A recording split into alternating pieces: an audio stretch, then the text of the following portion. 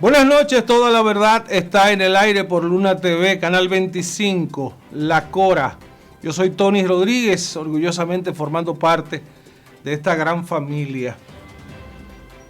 La muerte del Papa Francisco le ha dado, digamos, color a la Iglesia Católica en estos días.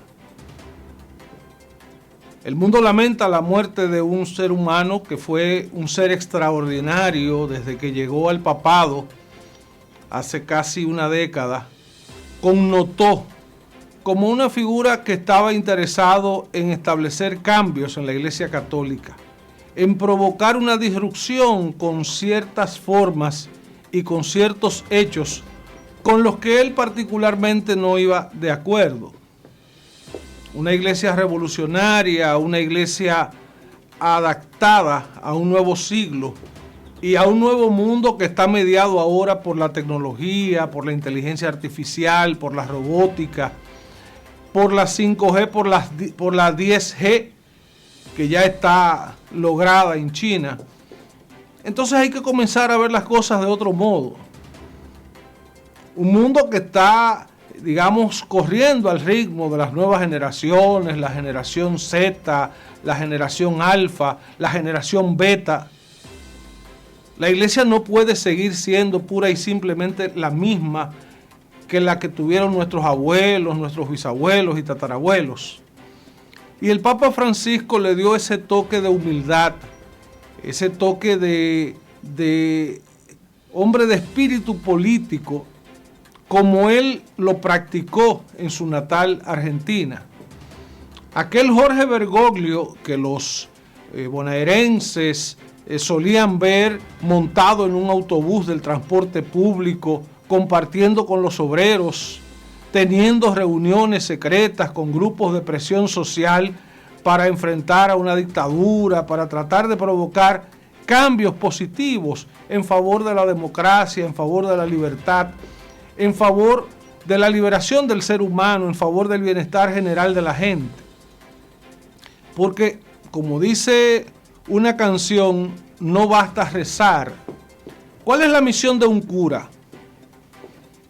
Rezar y perdonar, hacer la misma prédica de Jesús. Bueno, si establecemos lo que es el predicado, que es la parte complementaria del sujeto, entonces Jesús, como dice también la canción, es verbo, no es sustantivo. Jesús no es solo un nombre, es una acción. Y el Papa Francisco, Jorge Bergoglio, que fue su nombre de pila, fue un hombre precisamente que intentó cambiar las cosas, tanto en su país, se ganó enemigos allá, incluida la presidenta Cristina Kirchner.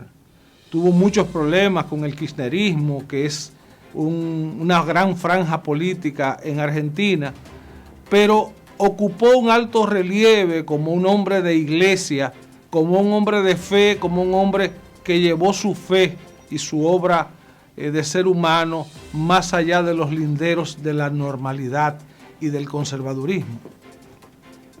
Después llega el papado, primer papa latinoamericano, tercer papa no italiano.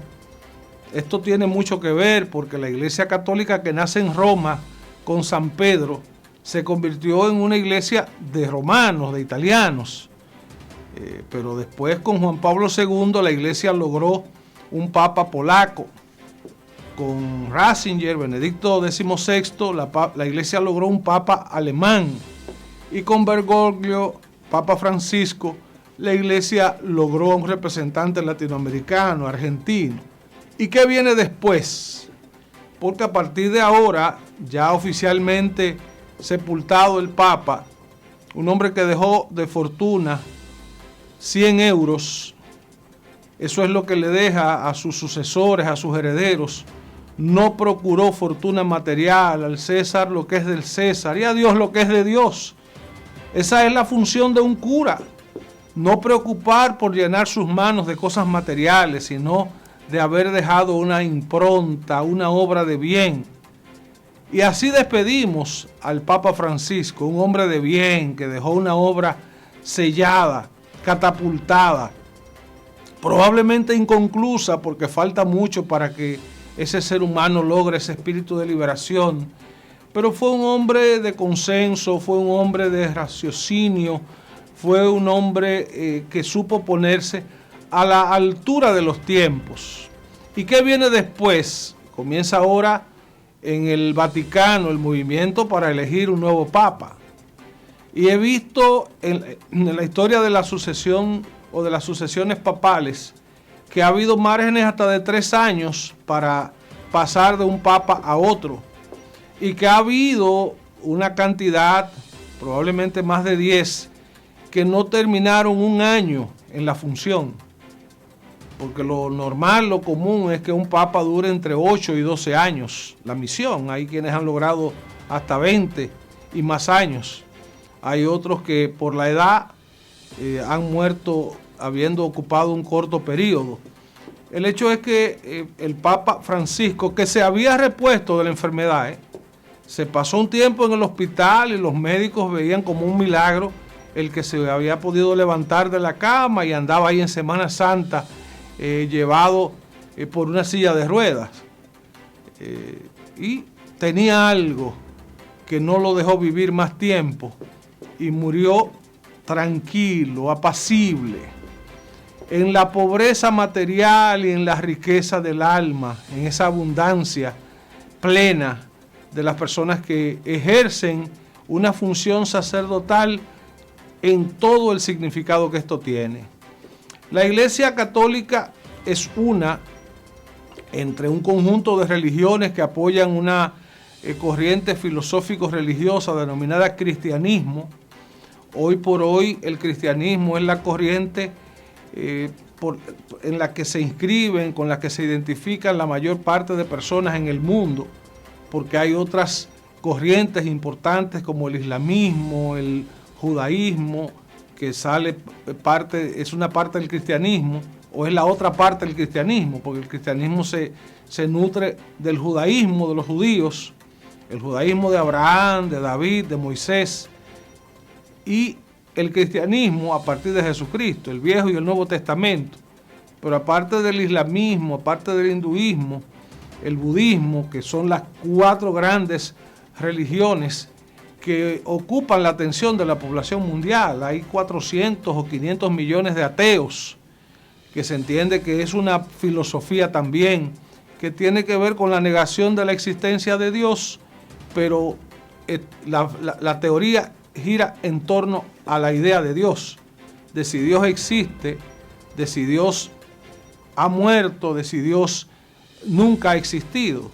El tema es saber si existe o no una fuerza sobrenatural que tiene que ver con la esencia humana, que tiene que ver con todo lo existencial o con todo lo creado.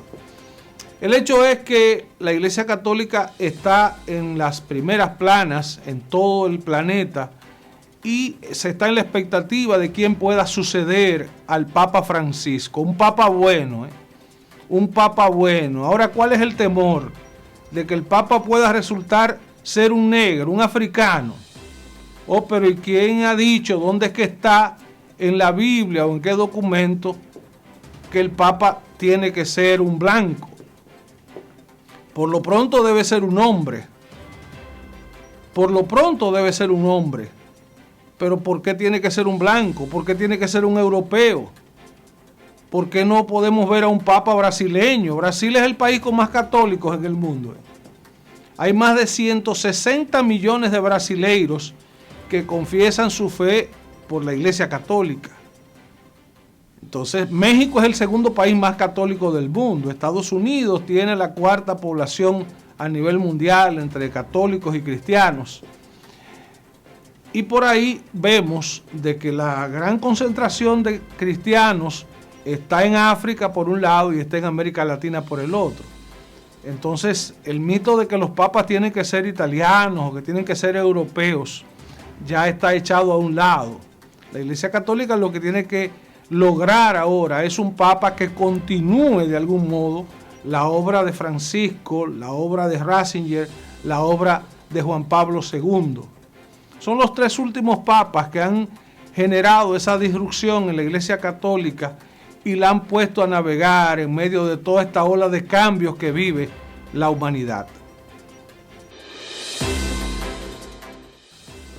Bueno, hasta hoy continúa el ruido con el tema de la migración haitiana, el tema de la colonia haitiana, el tema de la crisis haitiana. Son varios temas, pero ahora el tema de más ruido, de más relieve, es el del movimiento nacionalista que reclama el freno a la migración haitiana, el sesgo de una vez por todas, de que el gobierno deje de estar dejando pasar pura y simplemente, haciéndose de la vista gruesa, como dijo una vez en uno de sus discursos Leonel Fernández, que él sabía que la ley de trabajo obliga a que la mano de obra sea un 80% dominicana, al menos un 80%, pero que eso se estaba dejando así, que sabía que muchas obras estaban con un empleo mayoritario para obreros haitianos.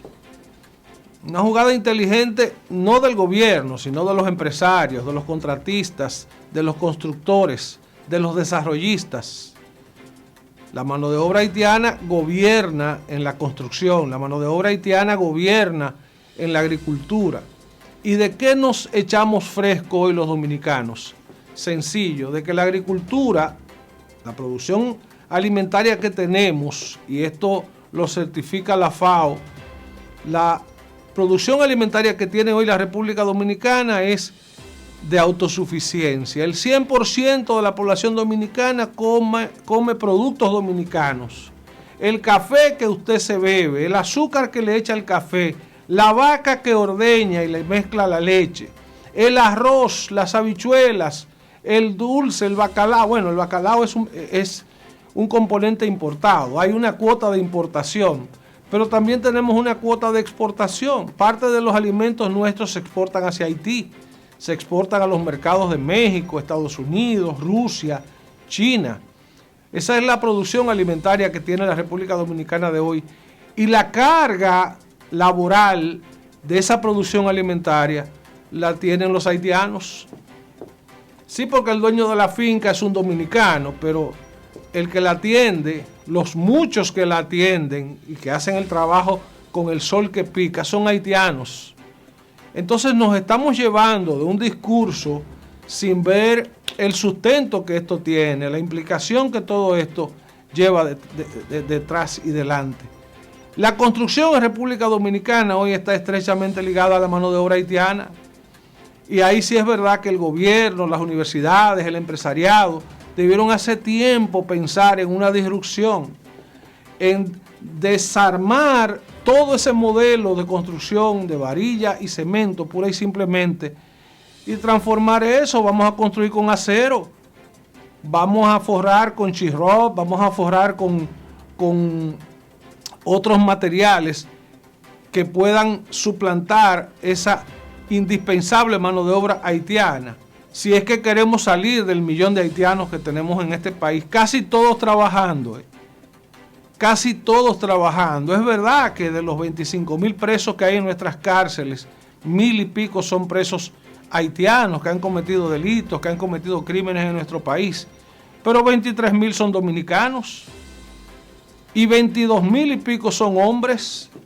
Entonces hay que ver quién delinque, quién comete crímenes, quién violenta la ley, si más el extranjero o el criollo, porque también se quiere echar lodo hacia allá. El tema cultural, es verdad, la cultura dominicana ha sido permeada, pero no es por la cultura de Haití.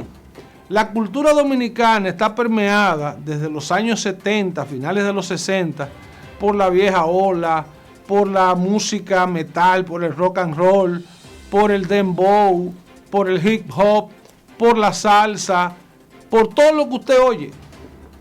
O sea, tenemos una importación musical por demás, pero aquí hasta el pito con que usted se entretiene, hasta el palito de la tambora, tiene un componente de importación, un componente de invasión cultural. O el merengue no fue invadido en el siglo XIX con el acordeón. O nosotros somos un país productor de guitarras, de trompetas, de saxofones, de pianos. Entonces hay que tener sentido común para decir las cosas y analizar el tema con el sosiego, con la amplitud que es necesario. Es importante tener un control social. Es verdad, los cuerpos del orden, incluido la Dirección General de Migración, la Politur, la Policía, el Ejército, la Armada, todos los órganos que tienen que ver con el control social están para garantizar el respeto a la soberanía y la paz social. Esa es la misión, esa es la función que tienen. Y es verdad que todo buen ciudadano debe estar formado, orientado en valores. Y el valor de hacer valer y respetar la soberanía, de hacer valer y respetar la cultura y el territorio, eso está bien. Y lo que está haciendo la antigua orden dominicana, es correcto. Ellos tienen una buena agenda. Pero esa agenda de la antigua orden dominicana, ya la vimos en estos días, permeada por los políticos opositores al gobierno y por los influencers, los busca-like, los busca-view.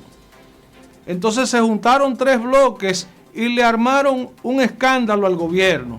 Vámonos para Friusa, vamos a acabar con todo en Matamosquito, vamos a armar un lío allá, y se armó el lío en Friusa. Y al final el ejército montó su campamento en la zona y por tanta presión social le tumbaron los ranchitos a esos infelices de Friusa y de Matamosquito.